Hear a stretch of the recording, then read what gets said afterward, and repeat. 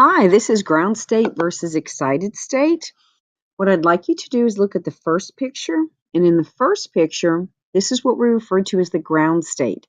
This is the location where the electrons are normally located. You would say it was in the ground state. If you'll notice in the first picture, there is a photon or a ray of energy that is being transferred to that electron. And what happens is because you have that transfer of energy, now that electron gets excited, he jumps from, if you look at the second picture, from one energy level to the next. We now say it is in the excited state.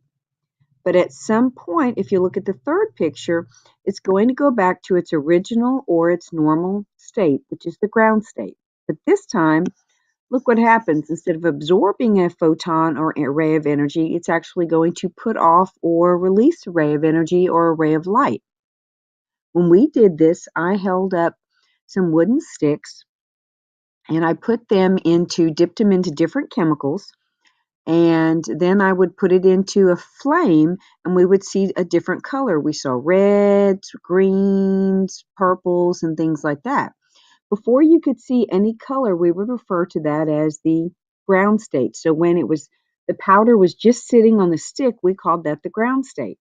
But as soon as I put it into the flame, the energy was transferred from the fire or the flame to the electrons, and they jumped from one energy level to another. We now call that the excited state. That's not when you saw the color, though.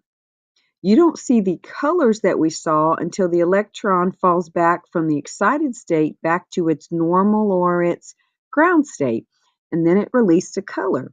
Now, depending how much energy was released, that determined what color we saw, but that's for another discussion. Now, the ground state, when we talk about electron configuration, that's what we call our normal, 1s2, 2s2, 2p5. All right, if you were to do this electron configuration, you would find that this is fluorine.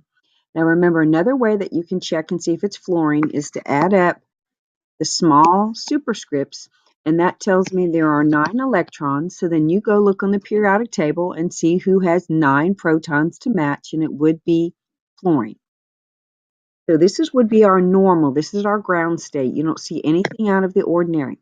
So if you're doing electron configuration and it just seems normal, you're walking with your fingers and you don't see anything out of the ordinary, that's probably the ground state.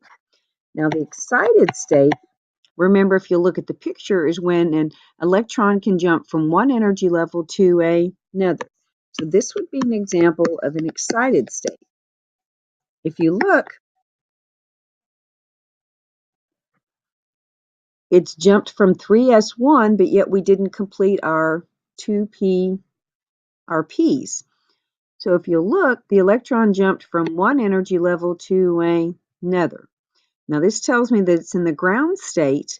It still adds up. If you add it up, 2, 4, 8, 9, there are still 9 electrons. So I know that this is still fluorine, but this is fluorine in the excited state because the electron jumped from one energy level to another. Now remember, it is going to go back to its ground state. This was a brief tutorial on ground versus excited state. Thank you. Circle out.